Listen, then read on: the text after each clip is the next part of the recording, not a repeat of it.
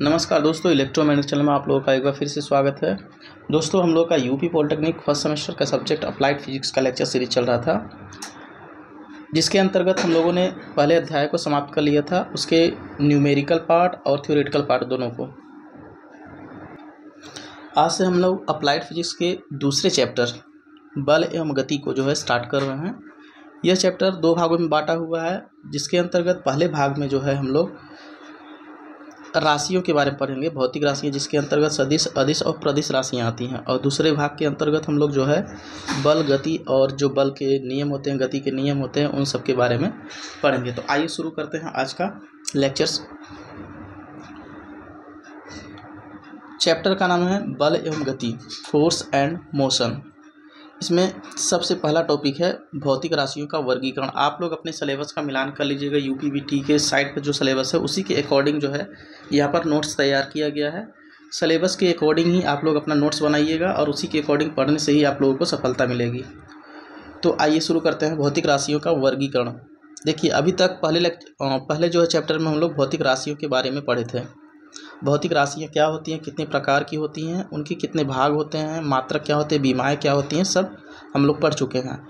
अब यहाँ पर भौतिक राशियों का वर्गीकरण पढ़ेंगे। विभिन्न भौतिक राशियों को पूर्ण रूप से व्यक्त करने के लिए इन्हें 3 प्रकार से व्यक्त किया जाता है। अभी हम लोग पहले चैप्टर में पढ़े थे कि भौतिक राशियाँ जो मूल राशियाँ होती हैं वो 7 होती हैं। उनको कैसे व्यक्त किया जाता है, ये सब हम लोग नहीं पढ़े थे। इसको व्यक्त करने के लिए हम लोग इस चैप्टर में कैसे व्यक्त करेंगे, वो कितनी प्रकार की होती हैं, इनका निरूपण कैसे किया जाता है, ये सब पढ़ेंगे। तो देख सकते हैं यहाँ पर राशियाँ 3 प्रकार की होती हैं। पहला है अदिश राशियाँ, जिनको इंग्लिश में स्केलर क्वांटिटीज बोलते हैं, और दूसरा है सदिश राशियाँ, जिसको जो है इंग्लिश में वेक्टर क्वांटिटीज बोलते हैं। तीसरा है प्रदिश राशियाँ, जिसको टेंसर क्वांटिटीज बोलते हैं। अब ये क्या होती हैं, इनको हम लोग बारी बारी से समझते हैं। तो सबसे पहला है अदिश राशियाँ, स्केलर क्वांटिटीज। जिन भौतिक राशियों को पूर्ण रूप से व्यक्त करने के लिए केवल परिमाण की आवश्यकता होती है, दिशा की नहीं, उन्हें अदिश राशियाँ कहते हैं। अदिश राशियों के अंतर्गत भी 2 प्रकार की राशियाँ आती हैं। देखिए, अदिश राशियों के अंतर्गत 2 प्रकार की राशियाँ आती हैं। पहला है ए, वे राशियाँ जिन्हें केवल आंकिक मान द्वारा व्यक्त किया जाता है, या वे राशियाँ जो 2 समान राशियों का अनुपात होती हैं, जैसे क्या अपवर्तनांक, परावैद्युतांक, आपेक्षिक घनत्व आदि। और दूसरा है वे राशियाँ जिनमें परिमाण को ही हम लोग आंकिक मान बोलते हैं, परिमाण तथा मात्रक द्वारा व्यक्त किया जाता है, जैसे द्रव्यमान, ताप, चाल आदि। तो इसको थोड़ा एलोबरेट करके हम लोग अच्छे से समझ लेते हैं कि यहाँ पर थ्योरी में क्या लिखा हुआ है। देखिए दोस्तों, अभी हम लोगों ने पढ़ा कि अदिश राशियाँ 2 टाइप की होती हैं। ए में हम लोग पढ़े वे राशियाँ जो समान राशियों का अनुपात होती है, जैसे हम लोग अनुपात में निकालते हैं सापेक्ष चुंबकशीलता,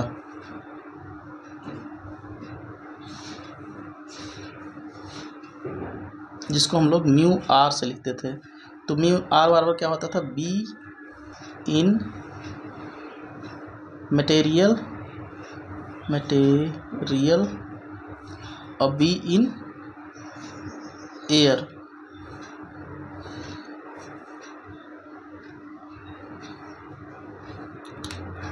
जो पहले टाइप की अदिश राशियाँ होती हैं, वे 2 समान राशियों का अनुपात होती है। तो देख सकते हैं यहाँ भी बी है और यहाँ भी बी है, तो ये 2 समान राशियों का अनुपात है।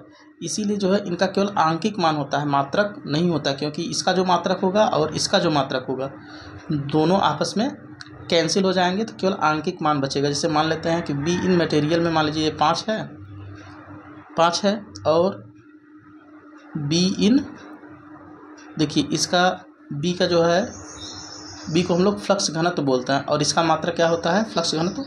बी बराबर होता है 5/A। इसका मात्रक होता है वेबर प्रति मीटर स्क्वायर।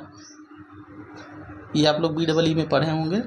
और मान लेते हैं एयर के लिए 1 होता है, तो यहाँ भी वेबर प्रति मीटर स्क्वायर, वेबर प्रति मीटर स्क्वायर, वेबर प्रति मीटर स्क्वायर। तो देख सकते हैं यहाँ 2 समान राशियों का अनुपात है, तो इसका जो ये यूनिट है आपस में कैंसिल हो जाएगा, तो ये केवल एक शुद्ध संख्या होती है। तो पहले टाइप का जो अदिश राशियाँ होती हैं इन्हीं को कहते हैं, जैसे सापेक्ष चुंबकशीलता हो गया, आपेक्षिक घनत्व हो गया, यही सब जो है पहले प्रकार की भौतिक राशियाँ होती हैं जो अदिश होती हैं। और दूसरे प्रकार की जो अदिश राशियाँ हैं बी टाइप की अदिश राशियाँ होती हैं, जैसे दूरी। इसमें क्या होता है, इसमें मात्रक भी होता है और आंकिक मान भी होता है। जैसे दूरी को हम लोग किस में लिखते हैं, मीटर में। तो जैसे 50 मीटर हो गया, तो 50 में देखिए ये आंकिक मान हो गया, ये इसका क्या हो गया, यूनिट हो गया। और इसी को 25 मीटर, ये आंकिक मान हो गया और ये इसका यूनिट हो गया। तो इस तरीके से जो है हम लोग भौतिक राशियों, जो अदिश राशियाँ होती हैं, भौतिक राशियाँ भी अदिश राशियाँ ही होती हैं। तो जो अदिश राशियाँ होती हैं उनको 2 भागों में बांटते हैं। पहला जो शुद्ध संख्या होती हैं, इनका कोई यूनिट नहीं होता है, ये वाली।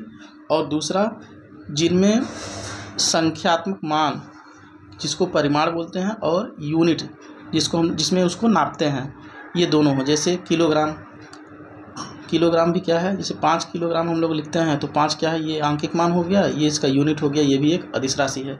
इस तरीके से जो अदिश राशियाँ होती हैं 2 प्रकार की होती हैं।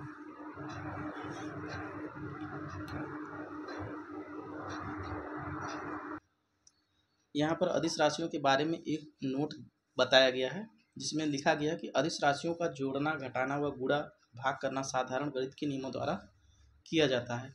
अभी देखिए, ये जो अदिश राशियों का जोड़, घटाव और गुणा भाग, ये जो भी बताया गया है, इसको हम लोग साधारण गणित द्वारा करते हैं। ये कैसे करते हैं, अभी जब हम लोग सदिश पढ़ लेंगे, दोनों को, सदिश और अदिश को कैसे जोड़ते हैं, घटाते हैं, उसको जब एक साथ में समझेंगे तो ज़्यादा बढ़िया समझ में आएगा। अभी फ़िलहाल आप लोग इस पॉइंट को ध्यान में रखिएगा कि यहाँ मैंने क्या बताया था कि अदिश राशियों का जोड़ना, घटाना, गुणा व भाग करना साधारण गणित के नियमों द्वारा किया जाता है। साधारण गणित के नियमों का मतलब होता है कि जो अंक गणित के नियम होते हैं, इसको हम लोग कैसे घटाएंगे, कैसे जोड़ेंगे, जब सदिश अदिश दोनों को एक साथ पढ़ लेंगे तो वही मैं बताऊंगा कि जैसे सदिश को कैसे जोड़ते हैं और अदिश को कैसे जोड़ते हैं। अब दूसरी प्रकार की हमारी जो राशियाँ होती हैं वो होती हैं वेक्टर क्वांटिटी, जिनको हम लोग सदिश राशियाँ बोलते हैं। तो इसको देख लेते हैं। जिन भौतिक राशियों को पूर्ण रूप से व्यक्त करने के लिए, यहाँ पूर्ण रूप से छूट गया तो ऊपर मैंने लिख दिया है, जिन भौतिक राशियों को पूर्ण रूप से व्यक्त करने के लिए परिमाण और दिशा दोनों की आवश्यकता होती है, उन्हें सदिश राशियाँ कहते हैं।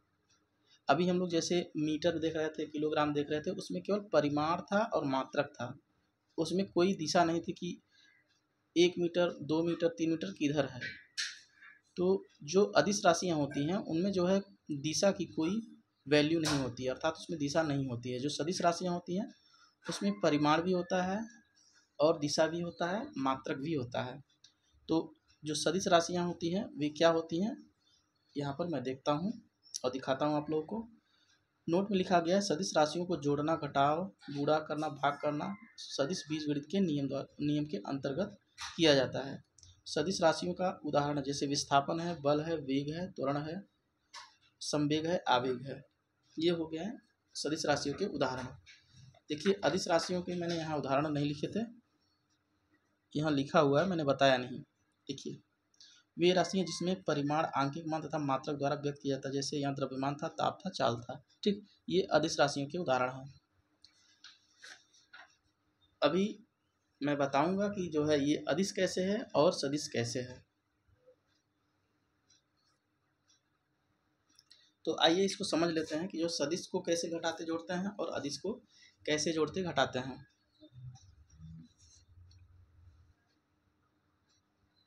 देखिए, जब हम लोग अदिश की बात करेंगे, अदिश राशियाँ जब इनकी बात करेंगे हम लोग, तो ये क्या होती है, ताप होता है, द्रव्यमान होता है,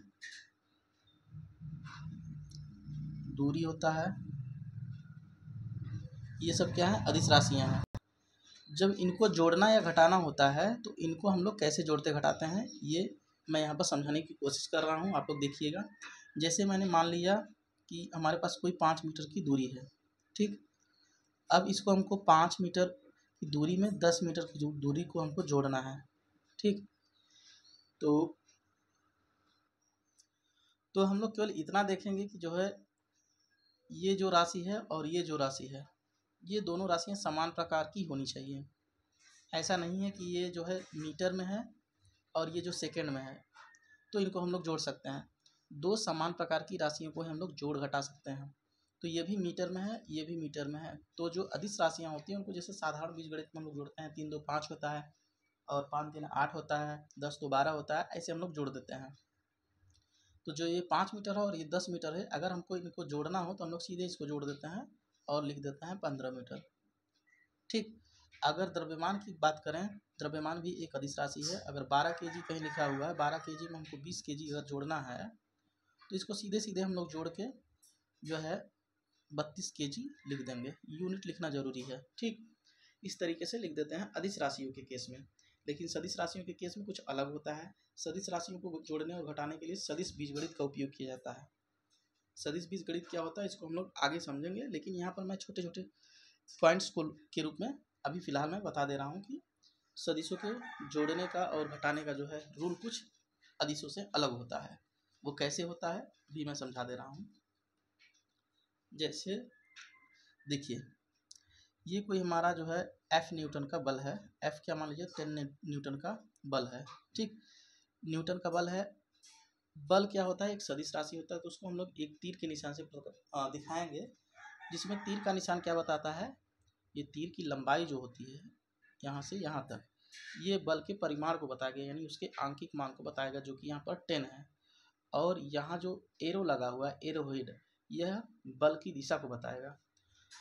इसी में 10 न्यूटन के बल में हम लोग अगर 10 न्यूटन 10 न्यूटन दिया है, 5 न्यूटन और ले लेते हैं, 5 न्यूटन का बल और ले लेते हैं। इसको अगर बोला जाए कि हम इसको जोड़िए, तो इसको हम लोग 10 और 5 15 नहीं कर सकते। 15 न्यूटन लिखना इसको गलत होगा, क्योंकि यह एक सदिश राशि है। इसको जोड़ने के लिए हमको डायरेक्शन की आवश्यकता होगी। इसका डायरेक्शन तो हमको पता है कि इस तरीके से है, और इसका डायरेक्शन नहीं पता है। तो डायरेक्शन मीन्स दिशा, ठीक। तो इसकी दिशा बताने के लिए इसमें से हम दोनों राशियों, ये जो दोनों बल दिए हुए हैं, किसी एक को हम रेफरेंस मानेंगे। जैसे यहाँ 10 न्यूटन का बल है, यहाँ 5 न्यूटन का बल है। तो जिसमें अगर जोड़ने की किसी प्रश्न में जोड़ने के लिए बोला जाएगा, तो वहाँ आपको जो है दिशा बताया गया रहेगा कि ये जो 5 न्यूटन का बल है, ये जो 10 न्यूटन के बल से कितने डिग्री के कोण पे है, ठीक। तो यहाँ मान लेते हैं कोई एंगल है 150 डिग्री का।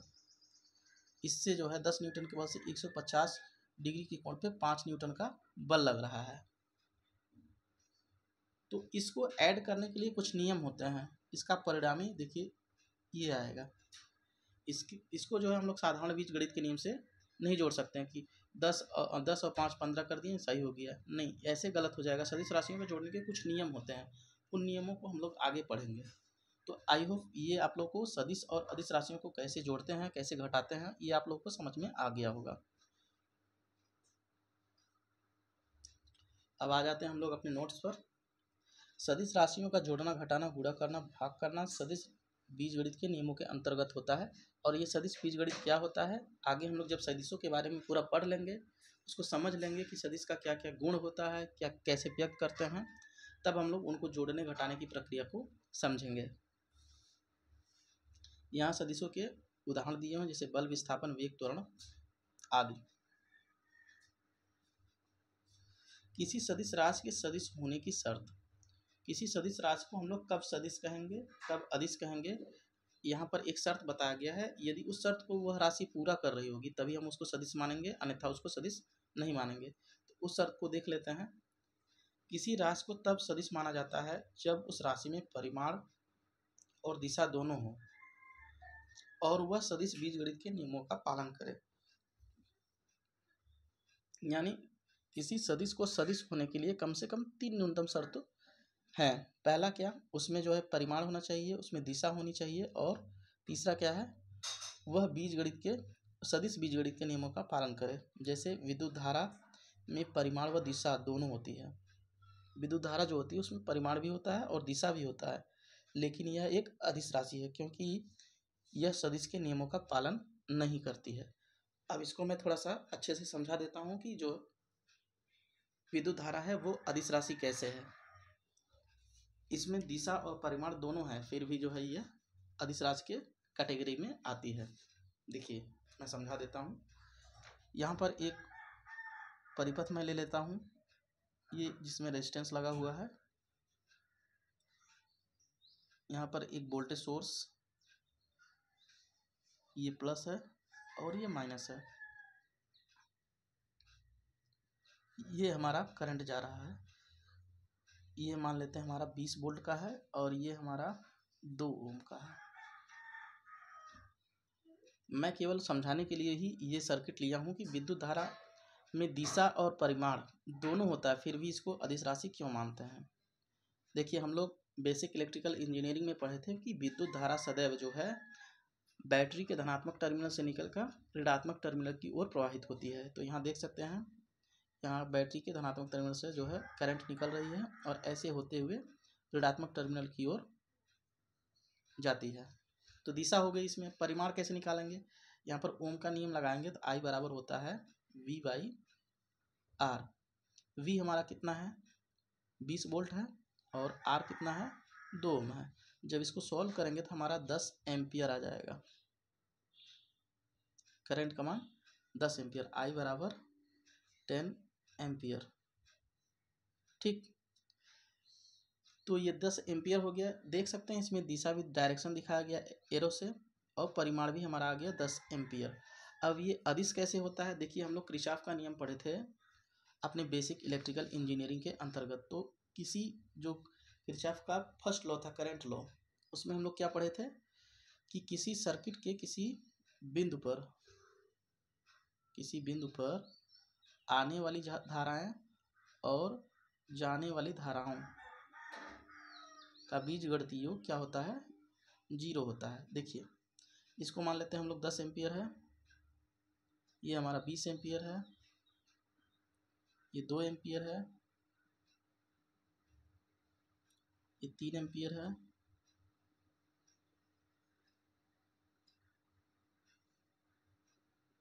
ये 1 एम्पियर है और ये हमारा 30 एम्पियर है।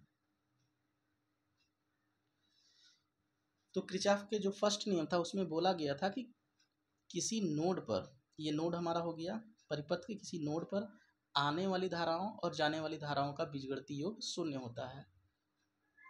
तो इसको हम लोग सॉल्व करेंगे। देखिए आने वाली धारा को हम लोग पॉजिटिव लेते हैं, जाने वाली धारा को निगेटिव लेते हैं।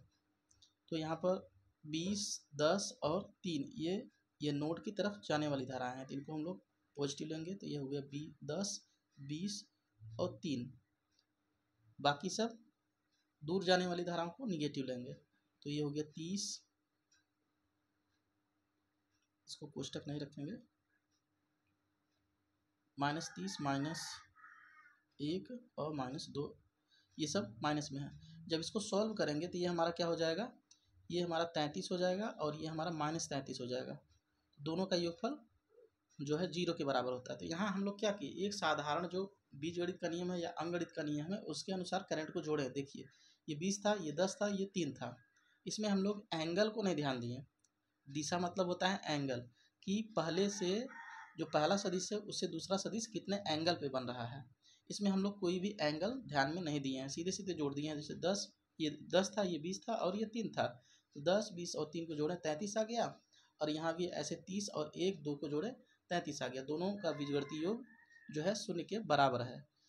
तो ये हमारा एक साधारण बीजगणित है, किसी प्रकार का कोई सदिश बीजगणित इसमें नहीं लग रहा है। इसमें हम लोग कोई दिशा को ध्यान में नहीं दिए। तो इसमें दिशा और परिमाण दोनों होते हुए भी हमारा जो है विद्युत धारा क्या है, एक अदिश राशि के अंतर्गत आती है। आई होप इस उदाहरण से आप लोगों को अच्छे से समझ में आ गया होगा कि किसी सदिश में किसी राशि में यदि दिशा और परिमाण दोनों दिया हो तो भी वो राशि जरूरी नहीं है कि सदिश हो जाए। वह जो है सदिश के नियमों का पालन करेगा, सदिश बीजगणित के नियमों का पालन करेगा, तभी वह जो है सदिश राशि कहलाएगा, अन्यथा नहीं कहलाएगा। उदाहरण सबसे अच्छा उदाहरण क्या है उसका, विद्युत धारा है। आइए इसके बाद आगे देखते हैं हम लोग।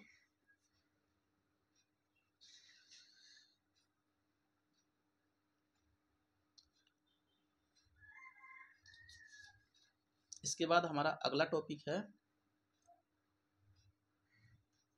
प्रदिश राशि, टेंसर क्वांटिटीज। ये हमारे लिए नई